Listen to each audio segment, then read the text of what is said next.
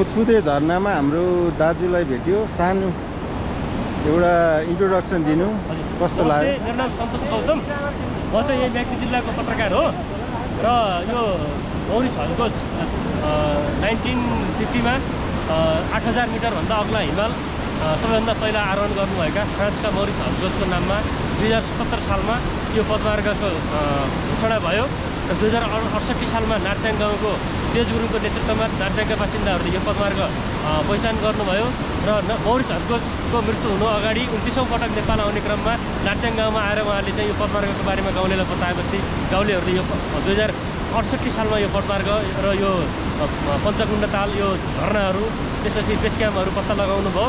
त्यसपछि यो 2077 सालमा अन्नपूर्ण गाउँपालिकाले प्रथम अन्नपूर्ण फेस्टिभल आयोजना गर्यो तल नार्चाङ गाउँमा, त्यसले प्रवर्धन गर्ने काम गर्यो। त्यसपछि यहाँ सरकारी निकायहरूबाट एकाप लगायत विभिन्न समुदायबाट पूर्वाधार बनाउने काम भयो। हामी पत्रकार मिडियाकर्मीहरू र विभिन्न सामाजिक सञ्जालका प्रयोगकर्ताहरूले यसको प्रचार भयो। यो ठाउँ अलिक भर्जिन जस्तो छ, त्यो कारणले गर्दाखेरि यहाँ चाहिँ अब 2080 सालमा चाहिँ अलिकति पूर्वाधारहरू तयार भए र 81 सालदेखि यहाँ आन्तरिक पर्यटकहरू आउन थाल्नुभयो।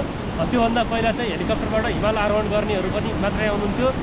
अन्नपूर्ण हिमाल आरोहण गर्ने ठाउँ यही हामी जुन जानेछौँ यो मौरी छलकोसको पदमार्गमा पर्दछ र यो अब सडकदेखि निकै छोटो पदमार्गमा छोटो दूरीमा पुगिने अनि धेरै झरनाहरू भएको।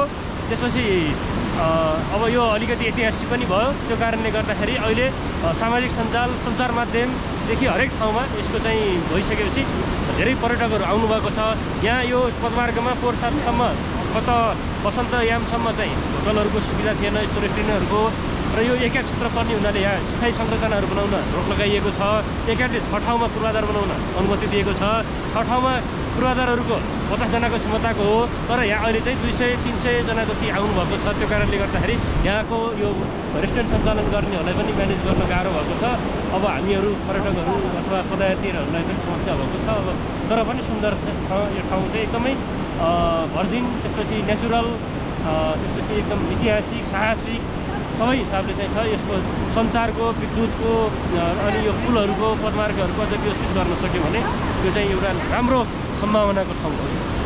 हस्, थ्याङ्क यू दाइ, थ्याङ्क यू सो मच हजुरलाई, थ्याङ्क यू।